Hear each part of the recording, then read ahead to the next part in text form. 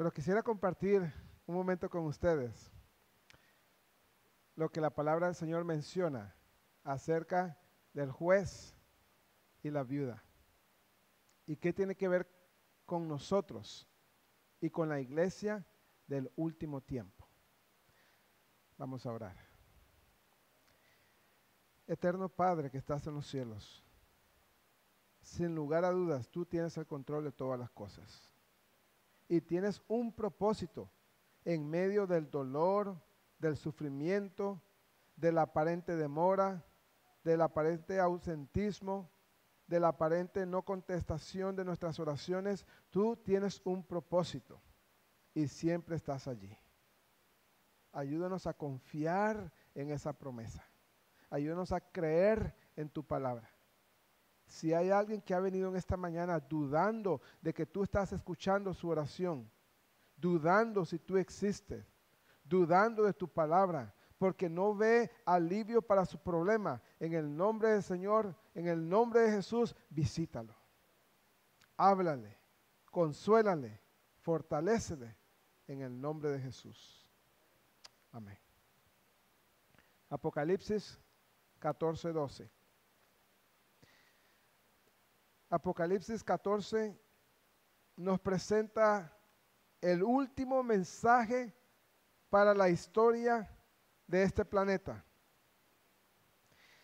Para el tiempo final, los mensajes de los tres ángeles tenían que ser proclamados de acuerdo con la visión que el Dios le dio al profeta. Y después de haber terminado de predicar el mensaje de los tres ángeles, Dios iba a establecer un cuarto ángel en Apocalipsis 18 que lo vio bajar con poder y con gran gloria. Y después de haber predicado ese mensaje con poder y con la gloria manifestada del poder de Dios, al final se iban a dar estas palabras de Apocalipsis 14:12. Aquí está. ¿Quién es? La paciencia de los santos. ¿Y quiénes son los santos? Los que guardan los mandamientos de Dios y la fe de Jesús.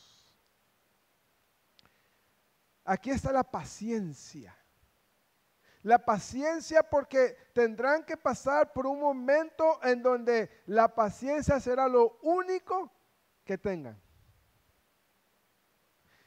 Tendrán que aparecer diferentes situaciones que tienen que confrontar, y estos santos tendrán lo único a lo que se aferren, la fe de Jesús. Y este mensaje lo ilustra muy bien el doctor Lucas. Y vamos al Evangelio según San Lucas, el capítulo 18. Y vamos a leer los versículos 1 al 8.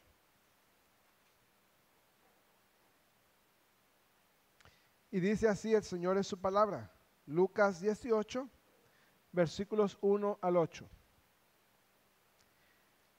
También le refirió Jesús, ¿qué cosa? Una parábola sobre, ¿qué cosa? La necesidad de orar cada cuánto y no desmayar.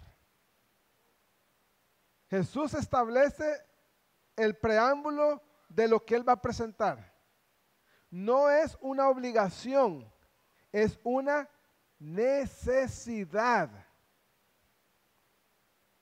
Diciendo, versículo 2, había en una ciudad un juez que ni temía a Dios ni respetaba a hombre. Había también en aquella ciudad una viuda, la cual venía a él diciendo, hazme justicia de mi adversario. Y él no quiso por algún tiempo, pero después de esto dijo dentro de sí, aunque ni temo a Dios, ni tengo respeto de hombre, Sin embargo, porque esta viuda me es molesta, le haré justicia. No sea que viniendo de continuo me agote, ¿qué cosa? Una virtud que tendrán ¿quiénes? De los últimos días.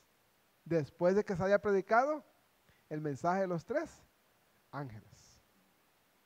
Y dijo el Señor, oíd lo que dijo el juez injusto. ¿Y acaso Dios no hará justicia a sus escogidos que claman a Él de cuanto en cuanto? De día y de noche. ¿No se tardará en responderles? Os digo que pronto les hará justicia. Pero cuando venga el Hijo del Hombre, hallará fe en la tierra.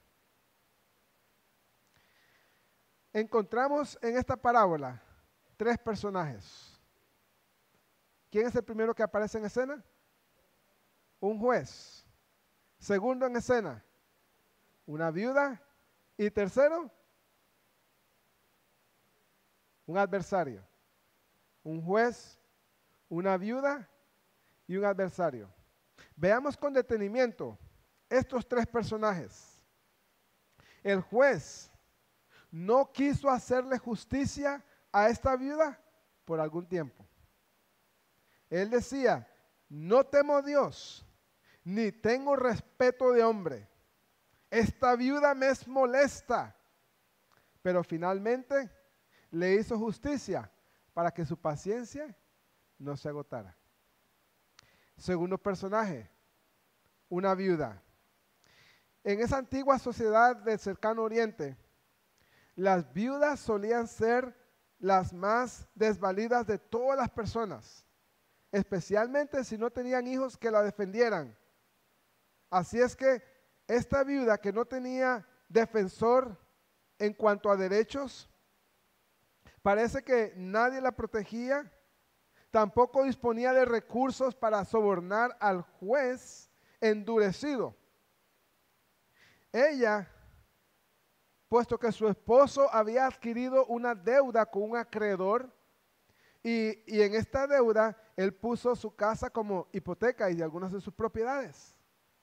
Así es que cuando muere el esposo, aparece el acreedor y reclama su deuda. Pero había una ley levítica que decía que después de ciertos años, las propiedades tenían que regresarse a sus dueños. Había pasado este periodo de tiempo y a esta viuda tenía que regresársele lo que a ella le correspondía porque eran tierras y eran posesiones de su esposo mientras estuvo en vida y ella lo heredó. Pero pasó el tiempo y los acreedores no le hacían justicia, no respetaban sus derechos y se quedaron con las propiedades que por ley le pertenecían a ella. Ahora esta llega donde un juez que se supone que debe de hacer justicia ante un caso legal. Ella presenta su caso, no tiene dinero para pagarle a un abogado, no tiene dinero para sobornar al juez, y este juez que dice que es injusto, que no teme a Dios, ni respeta a los hombres, no le hace caso. Un caso desesperado para esta mujer. No tiene amigos que la apoyen, no tiene un hijo que la defienda, y no tiene un juez que haga justicia. ¿Cómo te sentirías tú en esa situación? Así es que ella estaba desprotegida. Y en esto, ella va una vez, va 2 veces, va 3 veces, y cada día que pasaba, esta viuda, a pesar de que sabía que no tenía el apoyo de nadie, estaba sola, no tenía nada que ofrecer, no desmayó. Insistió, insistió, insistió, insistió. Yo me imagino que en estos días ella habrá puesto en su cuenta de Facebook, ella habrá puesto en su Twitter, ella habrá puesto en su Instagram, ella habrá buscado los medios de comunicación y llegan a esa oficina del juez y están las cámaras allí para que se le haga justicia. Y finalmente el juez la escucha. No porque él quería escucharla, sino porque estaba hastiado, porque ya no quería que las cámaras y el foco fuera un motivo de escándalo en su territorio. Y finalmente le hizo justicia. También encontramos el tercer personaje, un adversario. Este adversario se le llama adversario a una persona en el tiempo de Jesús que presenta una demanda legal contra otra persona o contra una empresa. Así es que cuando se habla de adversario, estamos hablando de algo legal, un juicio. Así es que en este juicio, este adversario tiene que ajustar cuentas con aquel a quien está emprendiendo su demanda. En este caso, la viuda. Muy bien, 3 personajes. ¿Qué es lo que estamos leyendo aquí? ¿Esto qué es? Una parábola. ¿Y qué es una parábola? Es simple y sencillamente una ilustración, una historieta para presentar una verdad presente o futura. Muy bien. Así que tenemos que verlo en el contexto de que es una parábola. Y como es una parábola, tiene simbolismos que nos van a llevar a algo, una realidad presente o futura. Veamos con detenimiento. Lucas capítulo 18, versículo 7. El juez, ¿a quién representa? ¿Acaso Dios no hará justicia a sus escogidos? ¿Quién es el juez aquí?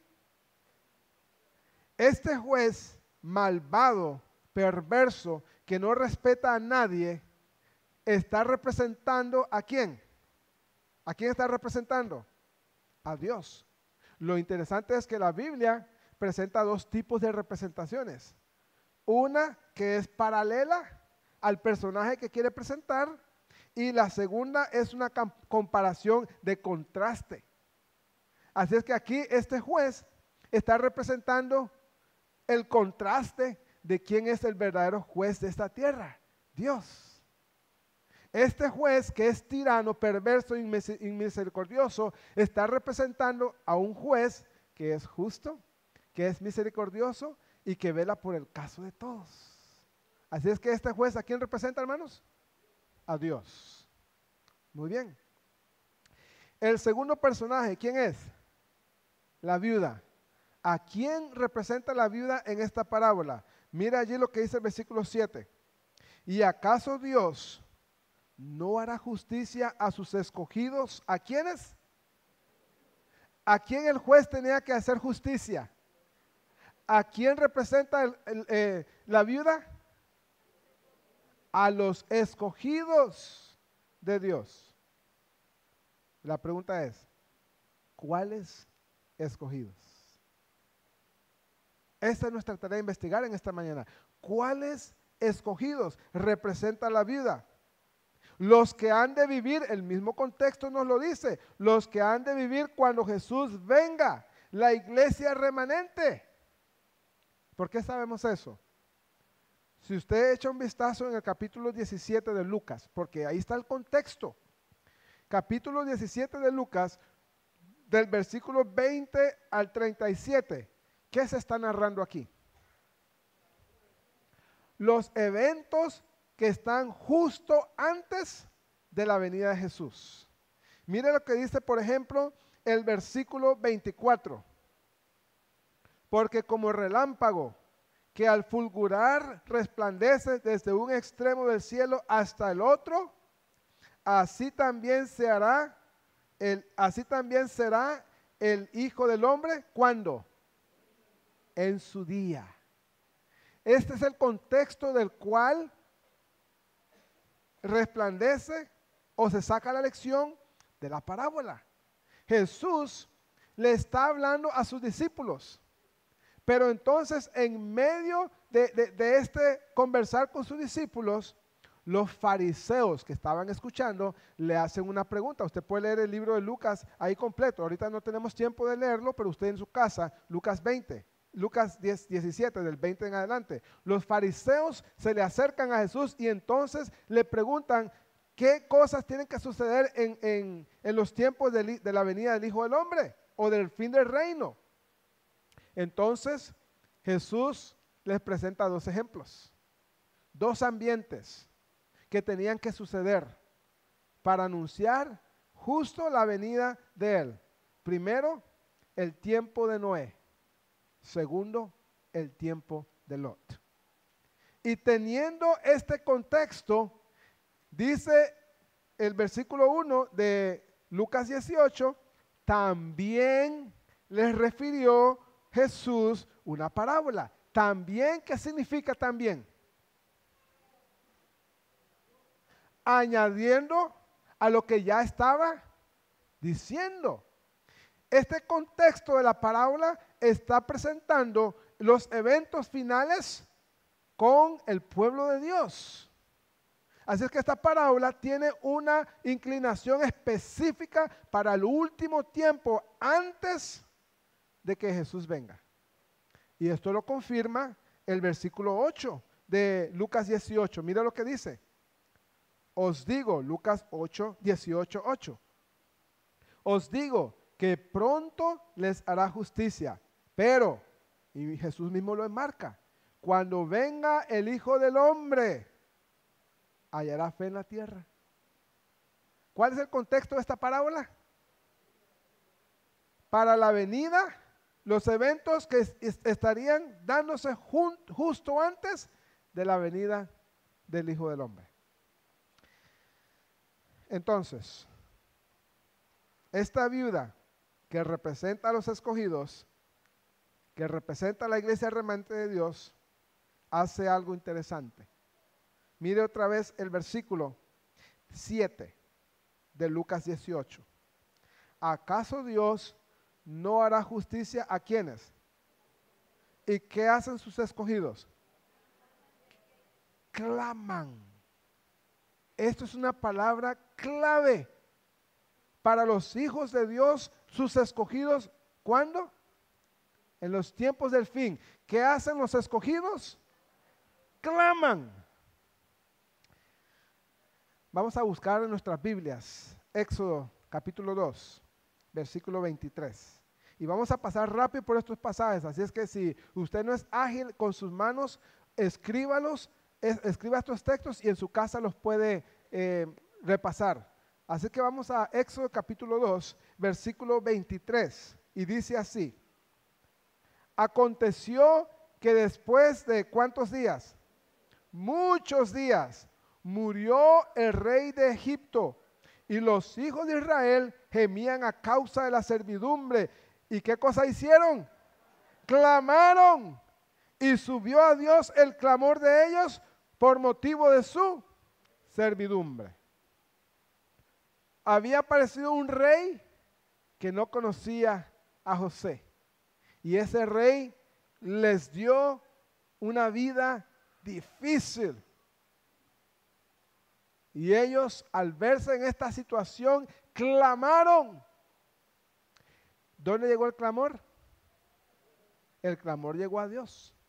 Pero veamos qué pasó con ese clamor. Josué 24:7. Josué 24:7. Dice así. Y cuando ellos clamaron a Jehová, Él puso oscuridad entre vosotros y los egipcios, e hizo venir sobre ellos el mar, el cual los cubrió, y vuestros ojos vieron lo que hice en Egipto. Después estuvisteis muchos días en el desierto. Cuando empezó el rey de Egipto a hostigarlos, a maltratarlos, a ponerles en tareas difíciles, el pueblo clamó. ¿Contestó Dios de inmediato? ¿Cuánto tiempo pasaron ellos en Egipto? Poco más de 400 años. Óigame, gente murió, gente nació, clamando sin ver la respuesta de Dios. ¿Me siguen, hermanos? Gente nació, gente murió, clamando para que Dios intercediera y no vieron respuesta. Después de esos 400 y tantos de años, volvieron a clamar y finalmente Dios mandó un libertador. El pueblo enemigo los sigue, volvieron a clamar y ahora Dios actúa y pone una oscuridad, una nube en medio de los egipcios y los israelitas. ¿Por qué no lo hizo antes? ¿Por qué hasta ese momento? ¿Por qué Dios no actúa en mi caso ya? ¿Por qué Dios no me sana de esta enfermedad ya? ¿Por qué Dios no sana a mi familia ya? ¿Por qué Dios no me da ese empleo ya?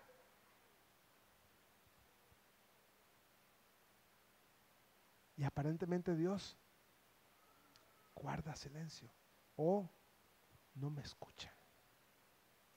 400, casi 30 años sin escuchar la respuesta de Dios. Finalmente Dios aparece y aparece con poder. Sin embargo, mire lo que dice Segunda de Samuel. Segunda de Samuel, capítulo 22, versículo 42. Segunda de Samuel, 22, 42. Clamaron y no hubo quien los salvase. Aún a Jehová, mas Jehová no los escuchó. Wow. Esta semana, el jueves específicamente, conversábamos con nuestro hermano Atilio Osorio. Y Atilio nos decía, en su dolor, de ver a su esposa sufrir. En junio fue la operación de su cáncer. En julio le volvió a aparecer el brote de cáncer en la misma herida, peor que la primera. Sus hijas en la cama de su madre, arrodilladas, clamando a Dios para sanidad a su esposa. Y aparentemente Dios guardando silencio. Y no entendemos. ¿Será que Dios ya no escucha? ¿Será que Dios ya se olvidó de mí?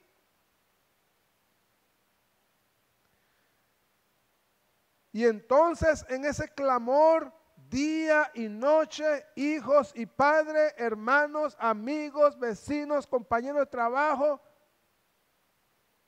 clamando a Dios para ver sanidad en su esposa.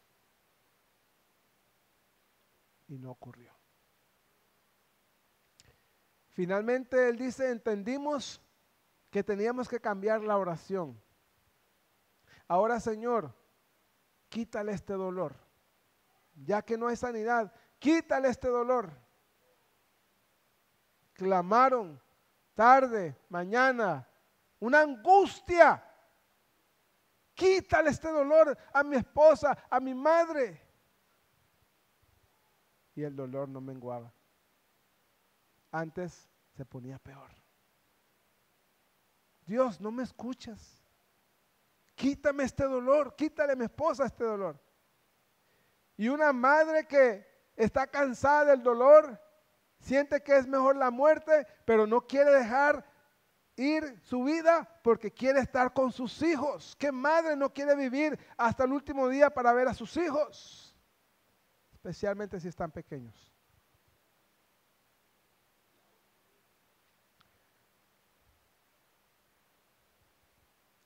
¿Dónde está Dios? Finalmente, el miércoles antepasado, Dios la lleva al descanso. Una de sus hijas pregunta, ¿acaso Dios existe? ¿Qué tú le contestas a un hijo ante esa pregunta? Cuando has orado, cuando le has enseñado desde pequeño, desde bebé, que Dios es bueno, que Dios contesta, que Dios es real. ¿Qué tú le contestas a un hijo que te pregunta, ¿acaso Dios existe?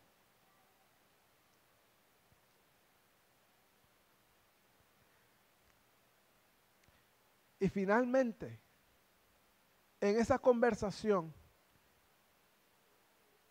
él dice, hermano, yo entiendo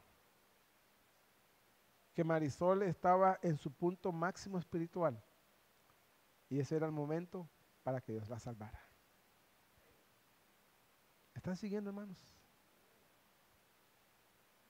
Porque quién sabe si Dios le hubiera prestado 10, 15 años más y se hubiera enfriado y no se salva. Y yo le di gloria a Dios porque el hermano, Dios le reveló en su sabiduría y en su misericordia que ese era el momento para salvar a su esposa y a la madre de familia. Porque quizás de otra manera no estuviera salva. ¿Por qué cuestionar a Dios? Si Él tiene el control, Él mira todo. Él sabe qué es lo mejor para nosotros. Y si tú has perdido la fe en el nombre de Jesús, recóbrala porque Dios está aquí. Está contigo, está en tu dolor. Aunque tú sientes que nada funciona.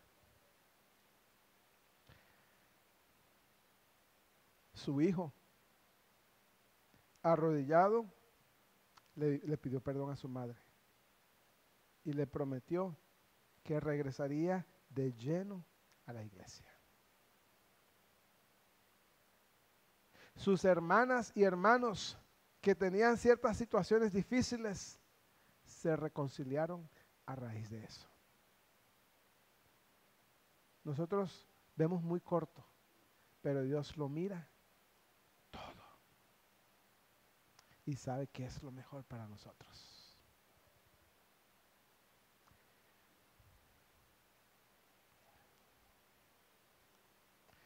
A los escogidos, parece que algunas veces Dios demora en responder, pero en verdad, hermanos, Él está obrando apresuradamente.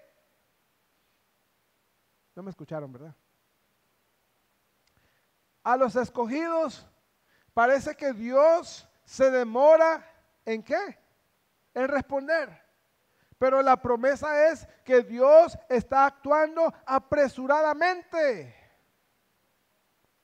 Él pone en acción fuerzas que harán que Él considere que conviene a los elegidos. Y estas fuerzas pueden actuar mucho tiempo antes de que los resultados se vean.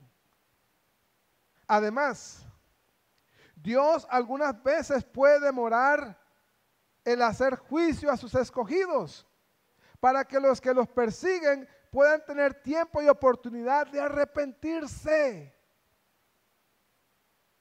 Mira hasta dónde llega la misericordia de Dios. 400 y pico de años Egipto persiguiendo al pueblo de Dios, porque en ese tiempo Dios tenía en su mente poder salvar también no solo a los israelitas, sino a ¿quiénes? A los egipcios.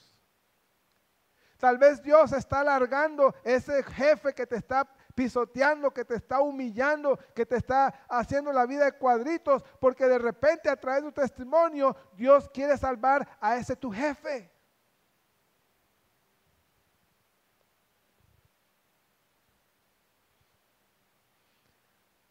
Y dice,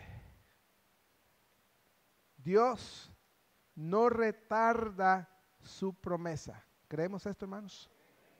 Dios no retarda su promesa, pero Él es al mismo tiempo paciente. ¿Cuál es la virtud de los hijos para el tiempo del fin? Paciencia. Porque Él quiere que nadie perezca, sino que todos vayan ¿a dónde? Al arrepentimiento.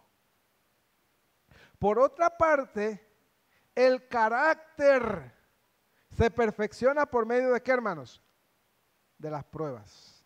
Y a veces Dios tiene que demorar la respuesta en nuestras peticiones. Escuche bien. A veces Dios tiene que demorar la respuesta a nuestras peticiones para que haya oportunidad de que el carácter se desarrolle. Y la demora también sirve para aumentar nuestro sentimiento de necesidad, sin la cual sería imposible agradar a Dios. ¿Cuándo es que tú buscas a Dios con más intensidad? Cuando las cosas florecen, cuando la refrigeradora está llena, cuando las cuentas están pagas, cuando económicamente estoy bien. ¿Cuándo tú buscas con más intensidad a Dios? Cuando hay una necesidad que te sacude la vida. Y Dios la permite para que te acerques a Él. ¿Creemos eso, hermanos? Pero lo interesante es que no estamos solos en esto. Jesús tuvo que pasar por algo similar. ¿Quién? Jesús, el mismo Hijo de Dios. Miremos lo que dice el Evangelio de San Mateo, capítulo 26, y voy a avanzar porque el tiempo ya nos ganó. Versículos 36 y 37, escuche bien. Jesús llegó con ellos, los discípulos, a un lugar que se llama Getsemaní, y le dijo a sus discípulos: sentados aquí, entre tanto que voy allí, ¿y qué cosa hago? Oro. Y tomando a Pedro y a los dos hijos de Zebedeo, comenzó a entristecerse y ¿a qué? A angustiarse. ¿De qué manera? En gran manera. Jesús pasó por una situación de angustia grande. A veces el leerlo no lo captamos completamente. Marcos 14:35. Mire lo que dice. Marcos 14:35. Yéndose un poco adelante, se postró en tierra y oró que si fuese posible, pasase de él aquella hora. Señor, si es posible que este momento de angustia terrible por el que estoy pasando se vaya. ¿Quién oró así? Jesús.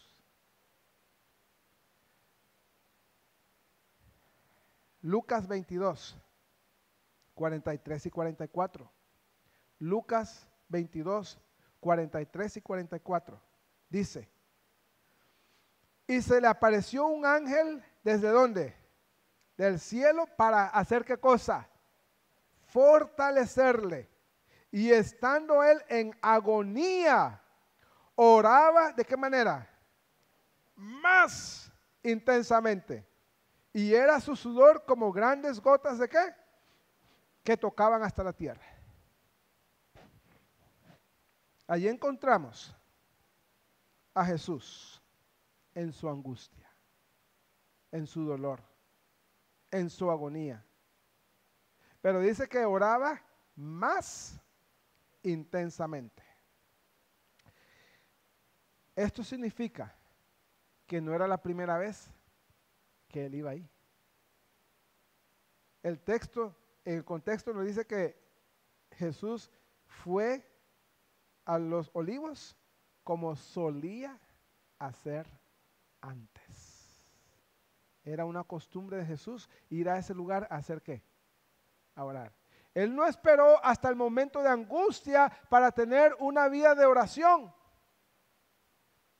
Él ya tenía una vida de relación con Jesús y eso lo ayudó en el momento de angustia.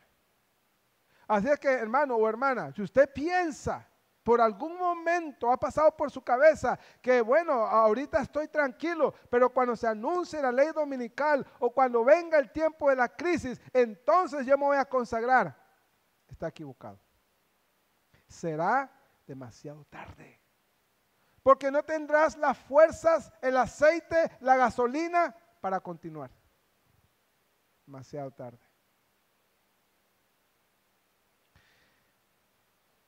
como solía hacer Jesús. Y mira, el salmista lo declara así, Salmo 55, 17. De tarde y mañana y a mediodía, ¿qué haré? Oraré y clamaré, y Dios me oirá. ¿Cuántas veces? Tarde, mañana y a mediodía. En otras palabras, continuamente, continuamente, continuamente. Buscaré su rostro y Él me escuchará. Esa es la seguridad de los hijos de Dios para el tiempo del fin. Pero esa seguridad no se alcanza hasta el fin. Esa seguridad se alcanza ¿cuándo? Hoy. Hoy.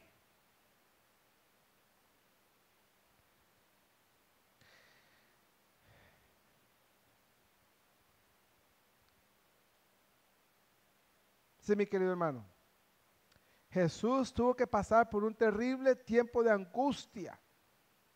Y nótese, escuche bien, en este tiempo de angustia, Él perdió todo lo que tenía. Sígame con cuidado. Si no me ha prestado atención hasta ahora, siga esto, que esto es importante que lo tengamos claro. En ese tiempo de angustia, Jesús perdió ¿qué? Todo lo que tenía.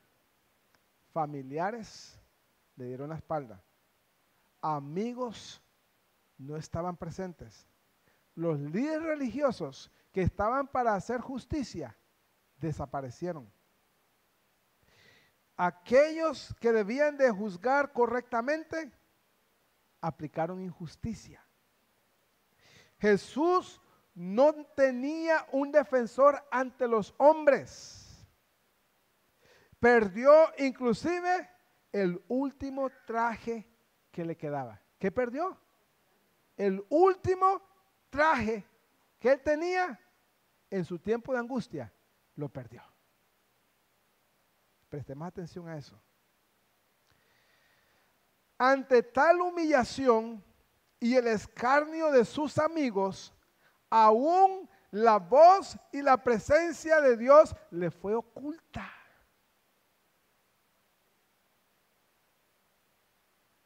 Él tuvo que exclamar: Padre mío, Padre mío, ¿por qué me has desamparado? No sintió ni la presencia de Dios, ni escuchó la voz de Dios en ese tiempo de su propia angustia. Pero cuando ya parecía que no había ningún indicio de esperanza, él se aferró a Dios con inquebrantable fe y pronunció su último clamor, dice el evangelista. Padre, aunque no te escucho, aunque no te veo, aunque no me respondes, en tus manos encomiendo mi espíritu. Porque el justo por la fe vivirá, no por vista. Porque Jesús no tenía ninguna evidencia física de que su padre estaba con él. Ninguna. Ninguna. Pero se aferró a la promesa de la palabra que él había atesorado ¿dónde? En su mente y en su corazón. Padre, yo sé que tú eres mi padre, aunque no te siento ahorita. En tus manos encomiendo mi espíritu. Y dice el versículo, y expiró.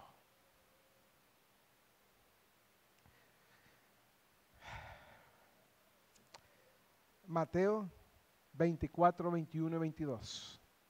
Mateo 24, 21 y 22. Dice, porque habrá entonces, hablando del tiempo del fin, Mateo 24 habla del tiempo del fin, porque habrá, ¿cuándo? Entonces, gran tribulación. ¿Qué tipo de tribulación? Una tribulación que no ha habido antes desde el principio del mundo hasta ahora, ni tampoco la habrá después. ¿Ya vino esa tribulación? ¿Me escuchan, hermanos? ¿Ya vino esa tribulación? No ha venido. Pero va a haber una tribulación tan grande que el ser humano ni se imagina. ¿Qué dije? Eso no pasa por nuestra mente. Lo que se avecina, ni idea. Si usted ha sentido dolor, tribulación, angustia hasta este momento de su vida, eso es una minúscula parte para lo que se avecina. Por eso es que esto es importante que lo tengamos claro. Y no solamente es la teoría, es la práctica. Es la práctica.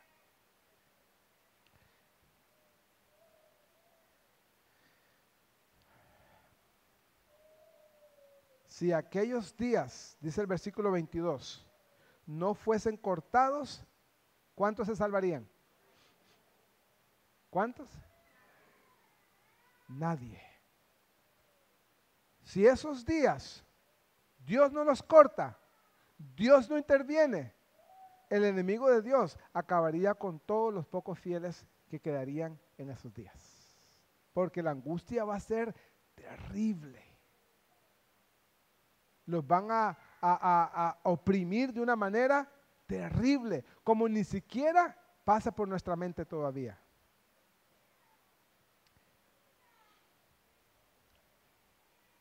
A ese tiempo se le llama la angustia de Jacob. Y ya por factor tiempo no voy a entrar en ello. Pero puede leerse usted en su casa Génesis el capítulo 32. Anótelo. Y lea con calma Génesis el capítulo 32.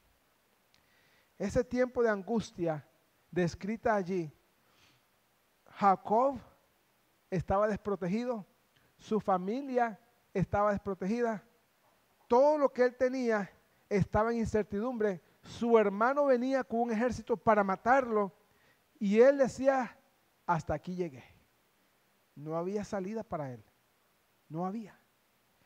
Pero esa noche él dejó a su familia y se fue a un lugar solitario, oscuro, y empezó a clamar. La palabra clave. ¿Qué empezó a hacer? Clamar. Y en ese clamor, ¿quién se apareció?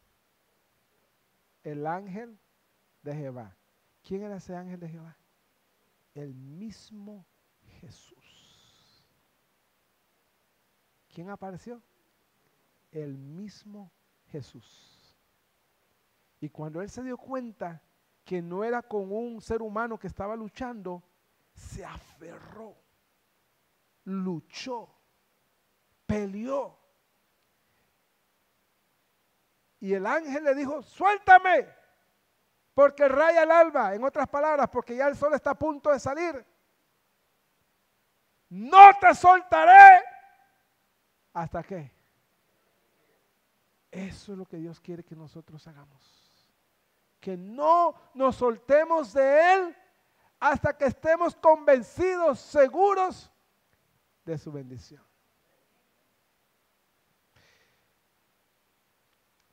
Daniel, capítulo 12, versículo 1. Daniel 12:1. En aquel tiempo se levantará Miguel, Jesús, el gran príncipe que está de parte de los hijos de tu pueblo, y será tiempo de angustia, cual nunca fue desde que hubo gente hasta entonces. Pero en aquel tiempo será liberado, ¿quién? ¿Cuándo será librado? ¿Seremos librados de la angustia, sí o no? No en tu tiempo, no en mi tiempo, en el tiempo de Miguel, en el tiempo de Jesús. Finalmente, el adversario aparece en escena. ¿Quién es el adversario? Satanás. 1 Pedro 5:8, un versículo conocido. Sed sobrios y velad, porque vuestro adversario, ¿Quién es un adversario? Aquel que se levanta en el juicio para demandarte. ¿Tiene razones justas Satanás para demandarte, sí o no? ¿Tiene razones justas Satanás para acusarte, sí o no? Sí. Pero en aquel día, ¿quién se levantará? Miguel, Jesús. Y lo interesante es que solamente serán justificados en ese juicio aquel que supo clamar a su juez de día y de noche. Solamente ese que perseveró en la mañana, en la tarde, en la noche, en la madrugada, cuando no podía dormir, cuando estaba en el trabajo, cuando iba en el tráfico, cuando iba de compras, aquel que constantemente invitaba a la presencia de su juez, en ese día se levantará y su Dios, su libertador, va a trabajar por él.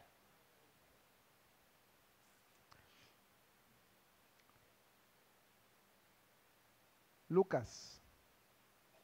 Vamos a Apocalipsis primero y después Lucas, con ese terminamos. Apocalipsis 12:10. Dice que entonces se oyó una voz del cielo que decía: ahora ha venido la salvación, el poder y el reino de nuestro Dios y la autoridad de su Cristo. ¿Por qué? Porque ha sido lanzado fuera el acusador de nuestros hermanos. ¿Y cómo lo hace? ¿Ve la importancia de hilar la constancia de buscar a Dios día y noche? Porque hay un adversario que también trabaja de día y de noche para que nuestro caso esté desesperado. Lucas 18, versículo 1.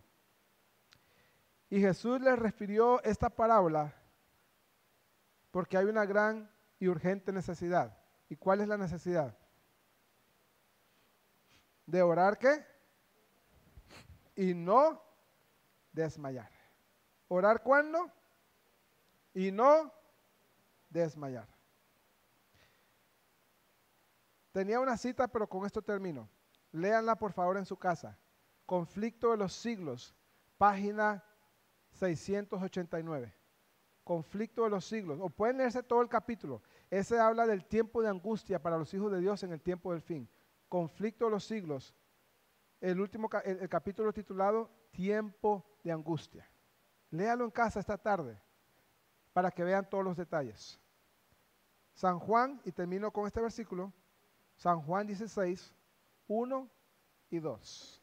San Juan 16, 1 y 2. Dice: estas cosas os he hablado. ¿Para qué?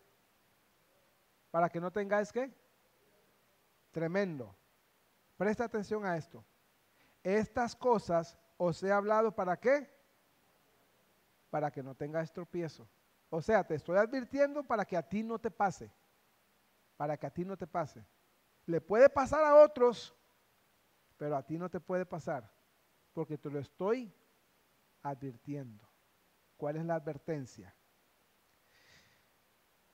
Os expulsarán de las sinagogas, y aún viene la hora cuando cualquiera que os mate pensará que rinde servicio ¿a quién? A Dios. Vamos a ser perseguidos por muchos cristianos incluso, y piensan que lo están haciendo para Dios. Estas cosas los estoy diciendo para que no tropiecen. En el mundo tendréis aflicción, pero confiad. ¿Por qué? Porque yo he vencido al mundo. Algunos lo perderán todo: trabajo, carro, casas, propiedades. Otros serán traicionados por sus propias familias y serán entregados en las cárceles. Otros pasarán por pruebas extremas a tal punto que lo único en que se pueden aferrar es en una fe inquebrantable en Dios y en su Hijo, el Cordero del mundo. Es tiempo de levantarse por la verdad. Es tiempo de levantarse por los principios. Es tiempo de levantarse para restaurar nuestra relación con Dios. Todo en esta tierra anuncia que Jesús ya viene. Los eventos sucederán rápidamente uno tras otro y el tiempo de angustia es inminente.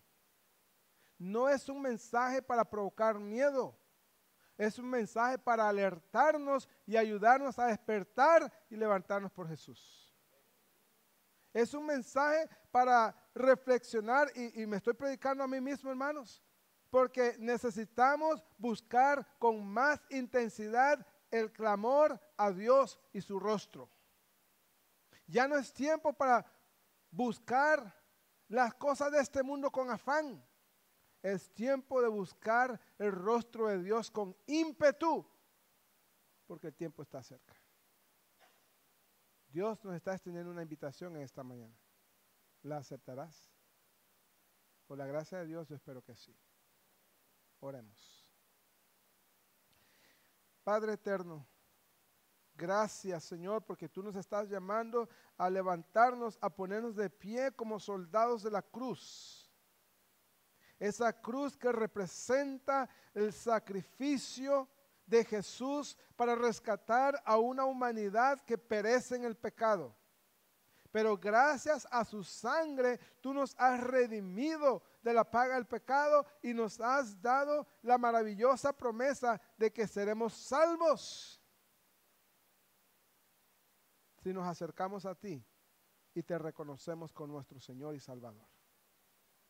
Oh Padre, míranos, pecadores, indefensos, apartados del bien, apartados de la justicia, apartados del verdadero amor. Ten misericordia de nosotros. Restáuranos. Limpia nuestra mente. Purifica nuestro corazón. Y levántanos, Señor, para vivir una vida en santidad que glorifique tu nombre. Si hasta ahora no lo hemos hecho, Padre, queremos pedirte, por favor, una vez más, que nos perdones. Pero ya no queremos vivir como estamos viviendo. Este mensaje del juez y la viuda nos presenta, Señor, nuestra necesidad urgente de arreglar nuestras vidas contigo. Permítenos, Señor, escuchar tu consejo. En el nombre de Jesús. Amén.